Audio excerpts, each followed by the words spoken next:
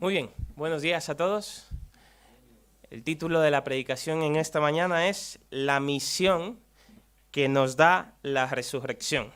La misión que nos da la resurrección. Y es que hoy estamos celebrando que hace más de 2000 años una tumba quedó vacía, porque nuestro Señor resucitó. Y pensando en esto fue que un artista que lo conocerán más los jóvenes. Este artista se llama Redimidos, es un cantante de rap cristiano. En su canción El nombre de Jesús, él dice lo siguiente. No la voy a rapear. En la tumba de Mahoma están los huesos de Mahoma. En la tumba de Buda están los huesos de Buda. No hay ídolo que haya resucitado todavía. Solo Cristo al tercer día dejó la tumba vacía. Os la recomiendo, la verdad es que es bastante buena. Y es que si hay algo que diferencia el cristianismo de todas las religiones que existen, de todas, es que el cristianismo afirma que su Salvador está vivo. Todos los demás líderes de las demás religiones murieron y sus huesos están en la tumba, pero nosotros creemos y afirmamos de que nuestro Señor resucitó al tercer día. Y ese evento, el que Jesús haya resucitado, es la garantía de nuestra fe. Fijaos cómo lo dice Pablo en 1 Corintios capítulo 15, versículos 17 y 20. Y si Cristo no resucitó, vuestra fe es vana. Aún estáis en vuestros pecados. Y dice el versículo 20, mas ahora Cristo ha resucitado de los muertos, primicias de los que durmieron es hecho. Y es que Cristo resucitó para garantizarnos a nosotros de que un día nosotros también resucitaremos. Esta es nuestra fe, es la piedra angular sobre lo que está basada nuestra fe. Que la resurrección nos da salvación, pero la resurrección no solo tiene ese enfoque, nos da muchas más cosas. Y en esta mañana el enfoque que yo quiero darle es que la resurrección de Jesucristo nos da a nosotros, sus seguidores, una misión. Y es la que te pido que puedas ver conmigo en el capítulo 28 de Mateo, versículos 16 al 20, van a aparecer en la pantalla y te pido que lo puedas ir siguiendo conmigo. Mateo capítulo 28, versículos 16 al 20 dice, pero los 11 discípulos se fueron a Galilea, al monte donde Jesús les había ordenado, y cuando le vieron, le adoraron, pero algunos dudaban. Y Jesús se acercó y les habló diciendo, toda potestad me es dada en el cielo y en la tierra. Por tanto, id y haced discípulos a todas las naciones, bautizándolos en el nombre del Padre y del Hijo y del Espíritu Santo, enseñándoles que guarden todas las cosas que os he mandado, y he aquí, yo estoy con vosotros todos los días hasta el fin del mundo. Amén. Estudiaremos este pasaje bajo el siguiente bosquejo. 3 puntos. El primero, veremos en el versículo 16 y 17 cómo los discípulos actúan ante el resucitado. En el versículo 18 veremos esa autoridad que afirma tener el resucitado y terminaremos en los versículos 19 y 20 con la misión que nos da el resucitado. Empecemos por el primero. Los discípulos ante el resucitado. Y es que en los versículos 16 y 17 aparece cómo Jesús va a tener un encuentro con esos 11 discípulos. Y ahora, yo quiero que tú en este momento te imagines que tú eres uno de los discípulos de Jesús. El día jueves, él fue arrestado después de cenar contigo. Y cuando él fue arrestado, tú lo abandonaste. A la hora de la verdad, te fuiste, le dejaste solo. El viernes, él fue enjuiciado y condenado a muerte, y tú no apareciste por ahí. Él murió en la cruz y tú no estabas. Su cuerpo tuvo que ser llevado a la tumba por otro que no eras tú. Pero ahora, ¿qué sucede más adelante? Ellos saben que el cuerpo de Jesús fue llevado a la tumba. Llega el domingo. Hay unas mujeres que van a la tumba y no encuentran el cuerpo. El cuerpo ya no está. Esas mujeres regresan donde los discípulos y les dice, hemos ido a la tumba y no está el cuerpo. Cogen 2 discípulos, nuestro amigo Pedro y Juan, van a la tumba y ahí va, no está el cuerpo ha desaparecido.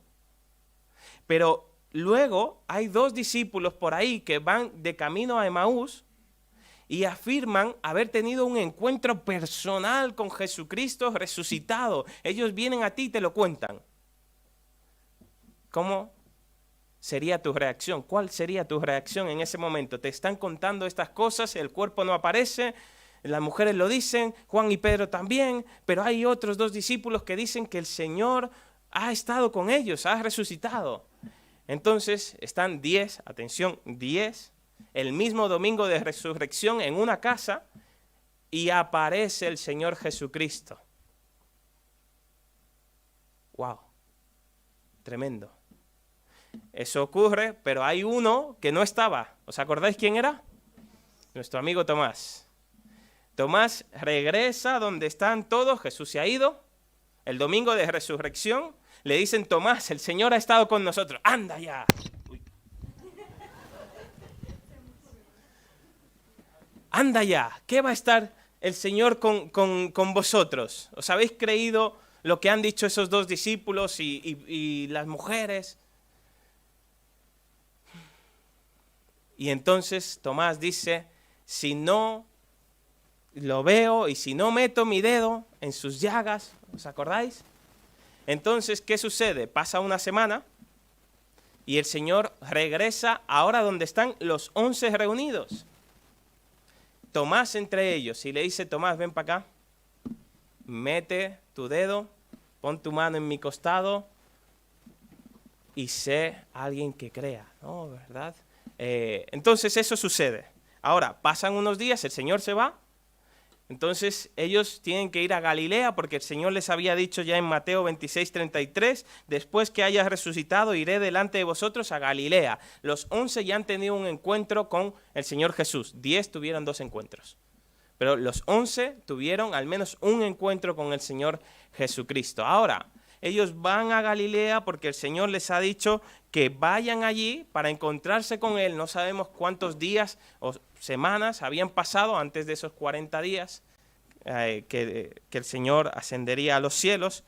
Y este encuentro, quiero que tengáis en cuenta que no es solo de los 11, sino de muchos más discípulos. Probablemente son esos hasta 500 que Pablo se refiere en 1 Corintios capítulo 15, versículo 6. Así que hay bastantes discípulos allí reunidos en Galilea y el Señor aparece. ¿Cómo reaccionan ellos? Hay 2 tipos de reacciones entre esos discípulos. Por un lado, nos dice en el texto que estamos estudiando de Mateo 24, el versículo 17, dice que cuando le vieron, le adoraron.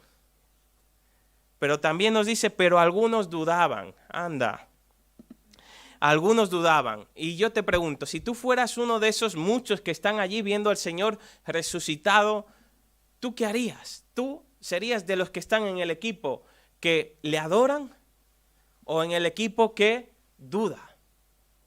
Yo lo tengo claro, yo soy de los que dudaría. ¿Soy el único pecador que dudaría? ¿Sabes por qué? ¿Jesús acaso no estuvo 3 años de ministerio haciendo innumerables milagros y la gente que los veía no creía en Él? Mucho menos creo yo que creerían viéndolo resucitado. O yo al menos probablemente dudaría.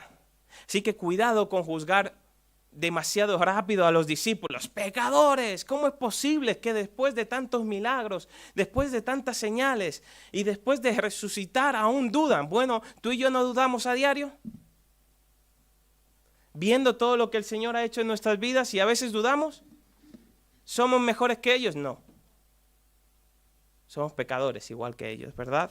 Y luego veremos cuál es la reacción que tiene el Señor Jesús con ellos. Pero te pregunto, ¿alguna vez en tu vida has dudado del Señor? ¿Alguna vez has dudado? Yo soy de los que piensan que la duda no es algo malo en sí mismo. La pregunta es, ¿qué vas a hacer con esa duda? La duda te va a llevar a investigar y a poder descubrir por ti mismo si es cierto o no, porque yo te animo a hacerlo, porque creo que eso va a fortalecer tu fe. Pero si te quedas dudando y dudando, eso te va a llevar a un momento donde tu fe se puede ir por el garete. Esto le pasa mucho a los que son hijos de creyentes, a los que llevan toda la vida en la iglesia, nacen en la iglesia, están escuchando de sus padres, están escuchando de todas las personas a su alrededor, genial, llegan a la universidad, les enseñan otras ideas que son contrarias a sus creencias, creencias que han sido heredadas y no son convicciones propias. ¿Y qué sucede? Que abandonan la fe. Por eso yo animo a todos los adolescentes, a todos los jóvenes, tú necesitas descubrir por ti mismo al Señor Jesucristo. Tú necesitas tener una relación personal con el Señor. No basta con lo que te digan tus padres o que te digamos en la iglesia. Lee tu Biblia, investiga por tu propia cuenta y verás cómo eso les ayudará. No tengamos miedo de que duden, porque eso creará creyentes genuinos y no simplemente personas que estén escuchando, pero cuando encuentren algo más interesante que escuchar, se van a ir, créeme. Aquí, después de tanto tiempo, hay discípulos que dudan mientras que otros le adoran. Ahora, ¿qué hace Jesús con ellos? ¿Cuál es la actitud que tiene Jesús con esas personas, con esos discípulos? Versículo 18. Y Jesús se acercó y les habló diciendo, toda potestad me es dada en el cielo y en la tierra. Ahora, ¿ves cómo Jesús se encarga de disipar las dudas que tenían ellos? Porque Él lo que hace es acercarse a ellos y hablarles. Jesús no les pregunta, ¿por qué dudáis? ¿No? Reprochándoles, ¿aún dudáis? Después de tanto tiempo, por favor, ¿cómo es posible que todavía estoy delante de vosotros y aún así dudáis? No, el Señor se acerca a ellos y les habla y les va a dar una afirmación que va a quitar sus dudas. Les va a dar una razón para que puedan confiar en Él. Y esta razón es que a Él le ha sido dada toda la autoridad en el cielo y en la tierra. Él murió, pero Él ya había anunciado que resucitaría al tercer día. Y fijaos, Jesús murió como el Cordero de Dios, pero Él no resucitó de la misma manera. Él ahora ha resucitado como aquel a quien el Padre ha delegado toda la autoridad en el cielo y en la tierra. Es como, permitidme un ejemplo, a ver si nos ayuda a entenderlo, es como aquel soldado que va a la guerra, arriesga allí su vida, lucha ferozmente por su país, luego logra vencer y ahora regresa para ser condecorado con una medalla que demuestre que demuestre el reconocimiento que merece por su labor. Es decir, Jesús se levanta como el campeón que ha vencido la muerte, el campeón que ha pagado el precio del pecado de la humanidad, aquel a quien el Padre ahora reconoce. Fijaos, en Filipenses capítulo 2 tenemos un pasaje tremendo porque nos dice que Jesucristo se humilló hasta lo sumo. Se hizo como el más vil pecador muriendo en una cruz. Ahora, inmediatamente, versículo 9, Pablo dice, por lo cual Dios también le exaltó hasta lo sumo. Es decir, aquel que se había humillado hasta lo sumo, ahora Dios, después de resucitado, le exalta hasta lo sumo y dice, y le dio un nombre que es sobre todo nombre. Y quiero que nos podamos fijar en los detalles de lo que está afirmando Jesús aquí. Y para poder percibirlos vamos a hacerle 3 preguntas a esta afirmación. Muy sencillas. Primera pregunta, ¿qué es lo que le ha sido dado a Jesús? Él dice potestad. Esto sería sinónimo de autoridad, poder, dominio. Eso es lo que le ha sido dado. Segundo, ¿cuánta de esta autoridad, potestad, le ha sido dada? ¿Un poquito? ¿Casi toda? No, él dice, toda potestad me ha sido dada. Y tercera pregunta, ¿dónde se aplica esa autoridad? ¿En la iglesia? Quiero decir, ¿dónde Jesús... Hoy estoy haciendo amigos con los de la parte técnica. ¿Dónde se aplica esa autoridad que tiene Jesús? ¿Solo en la iglesia? No, él dice en el cielo y en la tierra. Es decir, que no hay un solo centímetro de esta creación, ya sea en este edificio o en la estrella más alejada de la galaxia, en la que Jesucristo no diga, es mío, yo tengo autoridad sobre ello. Y ahora, si esto es cierto, entonces, ¿por qué tú y yo vivimos como nos da la gana? ¿No acabamos de afirmar de que Jesús tiene autoridad sobre todo? Eso te incluye a ti y me incluye a mí. Entonces, si Jesús tiene autoridad sobre nosotros, ¿por qué vivimos como vivimos? ¿No? A veces no nos damos cuenta de estas grandes verdades. Y debemos recordar que Jesucristo no es solo nuestro Salvador, sino que Él también es nuestro Señor. Este último título refleja la autoridad que Él tiene sobre nuestras vidas. Pero fijaos que Jesús, aún teniendo esa autoridad, Él no es un dictador que nos dice, ahora me vas a obedecer. Sino que Él nos dice, si me amáis, guardad mis mandamientos. Juan 14:15. ¿Veis? Que Jesús, a pesar de que tiene toda la autoridad, quiere que tú le obedezcas no por temor, sino por amor. Él se entrega por ti, para que tú vivas una buena vida, una vida en abundancia, obedeciéndole, pero por amor, no por tiranía. Aún teniendo el poder, Él no abusa de ello. Bien. Acabamos de ver cómo reaccionan algunos discípulos ante Jesús resucitado. Por un lado, unos le adoran, otros dudan. ¿Qué hace Jesús con ellos? Se acerca, les habla y les muestra esa autoridad que Él tiene sobre todo. Ahora, ¿qué Él va a hacer con esa autoridad? Él la va a delegar en sus discípulos. Él diría en un pasaje paralelo, Juan capítulo 20, versículo 21, como me envió el Padre, así también yo os envío. Así que Él les va a dar una misión que ellos deben de cumplir, igual que nosotros.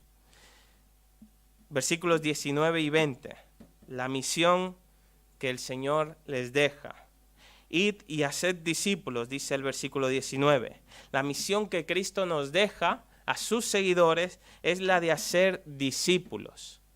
Fíjate que no nos manda a ser convertidos, no nos manda llenar iglesias, nos manda a ser discípulos. Porque el discipulado es diferente a la evangelización. Y lo voy a explicar.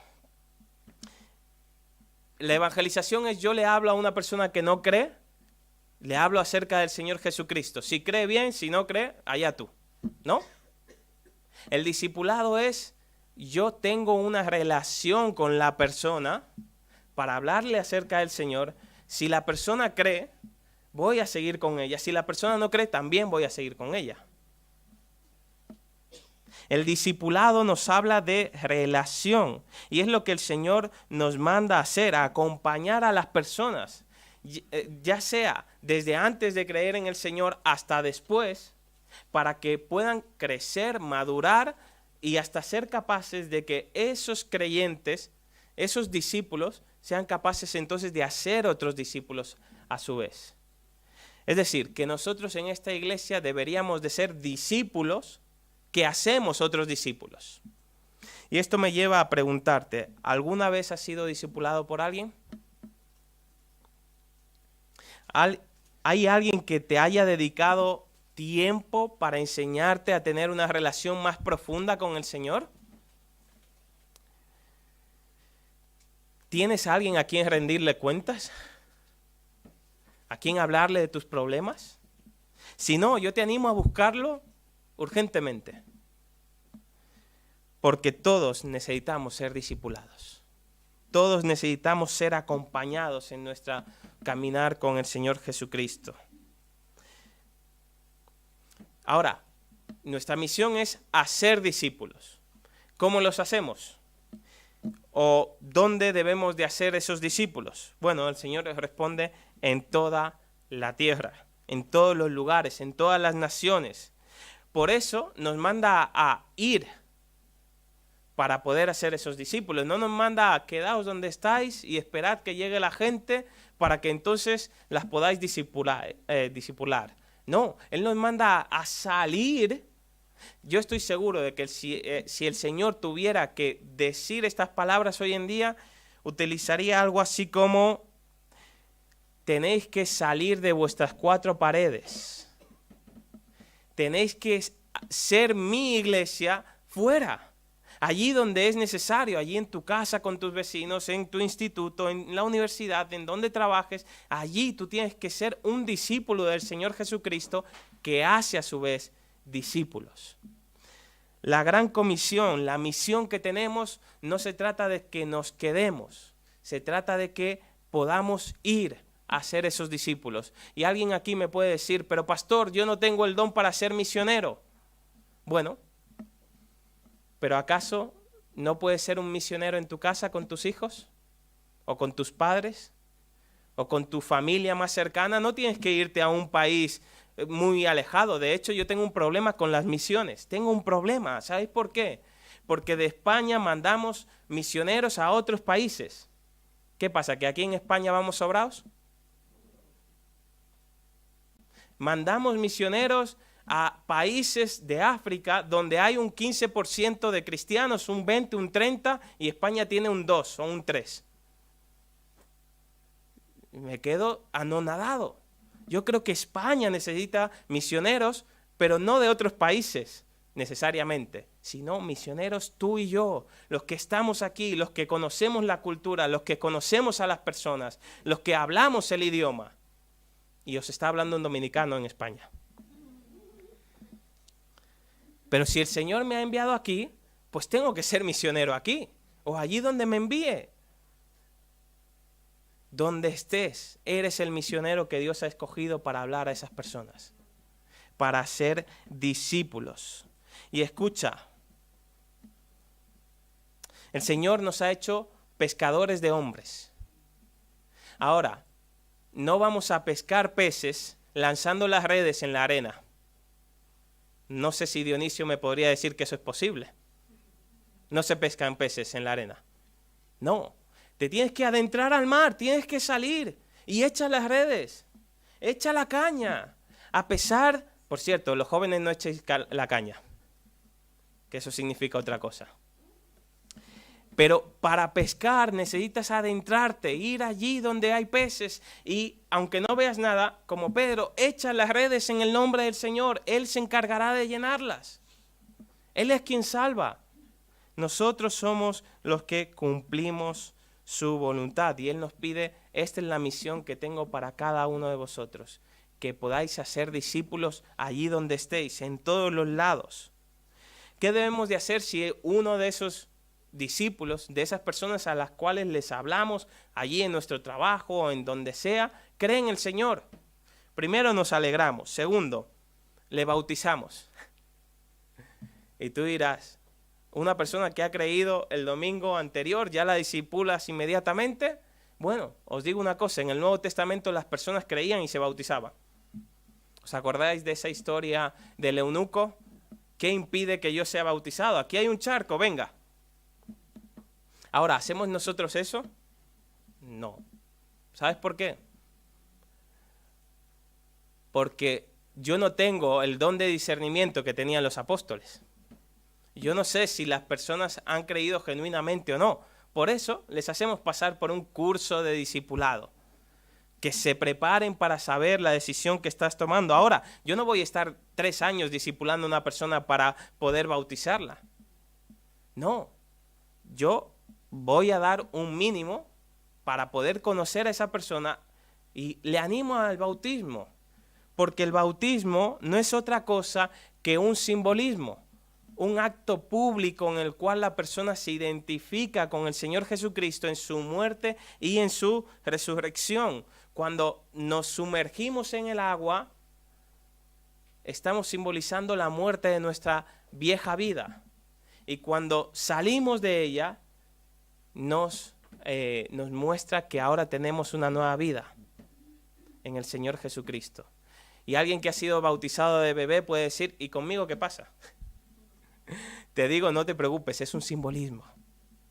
Es un simbolismo que muestra lo que ya ha ocurrido en ti. El Señor nos manda a hacer discípulos, a bautizar esos discípulos para que se puedan identificar con Él. Y nos dice en el nombre del Padre y del Hijo y del Espíritu Santo, para que se identifique con el Dios Trino. Ahora, ¿te has fijado que no dice bautízalos en los nombres del Padre, del Hijo, del Espíritu Santo, sino en el nombre del Padre, del Hijo y del Espíritu Santo? Porque es un Dios trino, es un Dios, pero manifestado en 3 personas. Esto es lo que estamos viendo ahora en mi clase de discipulado con aquellos que se quieren bautizar. Ahora, ¿qué hacemos con aquellos que han creído, que hemos bautizado? ¿Los dejamos ya? ¿Nos desentendemos? ¡Hala! Venga, hasta el siguiente año. No, el Señor nos dice que a esas personas ahora debemos de enseñarles todas las cosas que Él nos ha mandado. Tenemos que enseñar a los discípulos a poder continuar en su vida con el Señor. No acaban de llegar a la meta, sino que acaban de salir. Y escuchad, aquí es donde hay que enseñarles a las personas a poder comprender la palabra del Señor. Os parecerá algo muy sencillo, pero a mí me hubiese encantado que alguien, cuando yo llegué a la iglesia, se hubiese acercado a mí y me hubiese dicho, mira, ¿ves este número grande aquí, 28? Esto es un capítulo. ¿Ves el número pequeñito? Esto es un versículo. ¿Sabéis qué hacemos cuando una persona llega a la iglesia nueva? Toma, una Biblia, busca el pasaje. ¿Cómo? Necesitamos enseñar a la persona desde lo más básico, la palabra del Señor, Antiguo y Nuevo Testamento. Estos son los evangelios, este es tal. Básico, pero es que necesitamos ser enseñados desde lo más básico hasta después ya le hablaremos de otras muchas cosas. Pero debemos de ir poco a poco enseñando a las personas. Eso es un discipulado, no es algo que te vas a quitar de encima en un mes. Es una relación de toda la vida con la persona. Así que hacer discípulos, bautizar esos discípulos, enseñar a esos discípulos, y el Señor termina este pasaje, el clímax de todo es esta promesa que vemos al final, que el Señor dice, entonces yo estoy aquí, y he aquí, yo estoy con vosotros todos los días hasta el fin del mundo. Amén. El Señor nos dice que Él estará con nosotros, allí donde estemos haciendo discípulos. Ahora, hay un autor, me pareció curioso, un teólogo venezolano, no sé si Dulce y Misael los conocerán, Asdrúbal Ríos. Asdrúbal Ríos. Bueno, pues él dice acerca de este pasaje cosas interesantes. Por ejemplo, nos dice las palabras del Señor, y he aquí yo, es decir, el Cristo viviente que tiene toda potestad, estoy tiempo presente que garantiza la vigencia de su majestuosa presencia con vosotros, los que nos hemos constituido en sus discípulos, todos los días, los tristes, los alegres, los fáciles, los difíciles, los de problemas resueltos y los de problemas por resolver, los de lágrimas y los de sonrisas, los de éxitos y los de aparente fracaso. Cada día está con nosotros. ¿Hasta cuándo? Hasta la conclusión de esta edad, cuando se termine de cumplir su programa de gracia. Esto dice este teólogo venezolano, y yo estoy muy de acuerdo con él. Es importante que sepamos que en esta misión que nos ha dado el Señor Jesucristo no estamos solos. Porque alguno puede decir, si yo soy torpe de palabras, ¿cómo puedo hablar yo a mi vecino o a mi amigo? Bueno, el Señor te dice que Él estará contigo para que tú puedas hacerlo. Aún con tus torpes palabras, podrás hablar a alguien acerca de Él, de que Él ha resucitado, de que Él vive y de que Él está contigo a través del Espíritu Santo. Esa es la promesa que el Señor nos da. Y ahora voy a concluir este mensaje abriendo mi corazón pastoral ante vosotros. Y es una preocupación que yo tengo por la iglesia, por esta iglesia. No hablo de la iglesia universal. Llevaré aproximadamente 1 año y medio entre vosotros. Durante este tiempo, yo al menos a día de hoy, no conozco de que alguien públicamente haya aceptado al Señor Jesucristo en la iglesia. Yo personalmente no lo conozco. 1 año y medio. Sí, se han añadido varias personas de otras iglesias que han venido por diferentes circunstancias. Pero 1 año y medio y no conozco en la iglesia a alguien que haya entregado su vida al Señor Jesucristo. Y esto me lleva a preguntarme, ¿estamos nosotros como iglesia cumpliendo la misión que el Señor nos ha dejado? ¿Estamos cumpliendo la misión que nos ha dejado la resurrección de ir a todo el mundo y predicar el Evangelio? ¿De hacer discípulos? Bueno, por un lado puede que sí, porque os diré algo, podemos predicar mucho y quizás nadie se convierte. No depende de nosotros, es el Señor quien hace la obra, pero en cuanto dependa de nosotros, sí que debemos de esforzarnos en hacer todo lo que es posible por llevar la palabra del Señor allí a todas las personas que podamos. Pero ahora, debemos de recordar que el Señor no nos manda a ser convertidos, ¿os acordáis? Ni a llenar iglesias. Él nos llama a hacer discípulos. Y discípulos se refiere a una relación, se refiere a vida de iglesia. Y eso sí que creo que lo estamos logrando. Sí que creo que como iglesia estamos empezando a poder transmitir una vida de iglesia, a poder transmitir una relación, no simplemente los domingos, sino el poder preocuparnos unos por los otros, poder relacionarnos, poder llamarnos cuando estamos en una necesidad, poder ayudarnos cuando lo necesitamos. Creo que eso sí que estamos empezando a hacerlo, pero no debemos de conformarnos.